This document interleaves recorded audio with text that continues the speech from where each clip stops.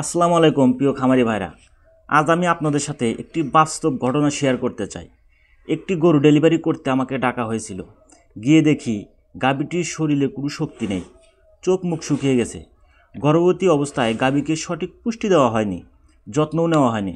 ফলে ডেলিভারি আগ মুহূর্তে গাভীটি এতটাই দুর্বল হয়ে পড়ে যে বাচ্চা বের করার মতো শক্তি পর্যন্ত তার শরীরে ছিল না। এই ঘটনা আমাকে মনে করে দিল যে গর্ভবতী অবস্থায় গাভীর সঠিক পুষ্টি সহজ ডেলিভারির মূল চাবিকাঠি। অনেক খামারিরা ভাবেন গরুকে ঘাস খড় দিলে যথেষ্ট, কিন্তু গর্ভবতী গাভীর শরীরে গর্ভকালীন সময়ে বড় ধরনের পরিবর্তন হয়।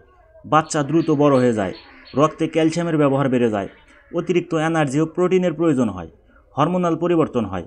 এই চাহিদাগুলো পূরণ না করা হলে গাভীর শরীরের ভেতর থেকে দুর্বল হয়ে যায়, বিশেষ করে ৮-৯ মাসে।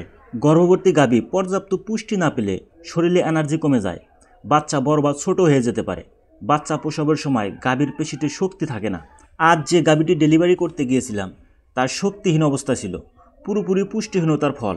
গর্ভবতী গাভীর 4টি পুষ্টি দরকার: এনার্জি, প্রোটিন, মিনারেল, ক্যালসিয়াম এবং ভিটামিন A-D3। অনেক খামারিরা কিছু ভুল করেন, গাভীকে শুধু ভুসি দিয়ে মোটা করে ফেলেন, ভিটামিন মিনারেল দেন না, খাবার হঠাৎ কমানো বাড়ানো করেন, পানি ঠিক মতো দেন না, গাভীকে হাঁটাচলা করান না। এগুলো না করলে বাচ্চার সাইজ বড় হয়ে যেতে পারে অথবা গরু এনার্জিহীন হয়ে পড়ে। দুই ক্ষেত্রে ডেলিভারি কঠিন হয়ে যায়। যে গাভীটা ডেলিভারি করতেছিলাম যদি আগে থেকে এসব যত্ন নিত তাহলে ডেলিভারি এত কঠিন হতো না। প্রসবের সময় গাভীর শক্তিহীনতা, জটিল ডেলিভারি, বাচ্চার দুর্বলতা সব কিছুর মূল কারণ হচ্ছে সঠিক পুষ্টির অভাব। মনে রাখবেন, গর্ভবতী গাভীর পুষ্টি শুধু তার জন্য নয়, ভবিষ্যৎ বাচ্চা দুধ উৎপাদনের জন্য সবচেয়ে গুরুত্বপূর্ণ বিনিয়োগ। পশুর স্বাস্থ্যসেবা নিয়ে খামার মাস্টার ইউটিউব চ্যানেলে তথ্যমূলক ভিডিও আপলোড করা হয়। এরকম তথ্যমূলক ভিডিও পেতে আমাদের চ্যানেলটি এখনই সাবস্ক্রাইব করুন। সবাইকে ধন্যবাদ।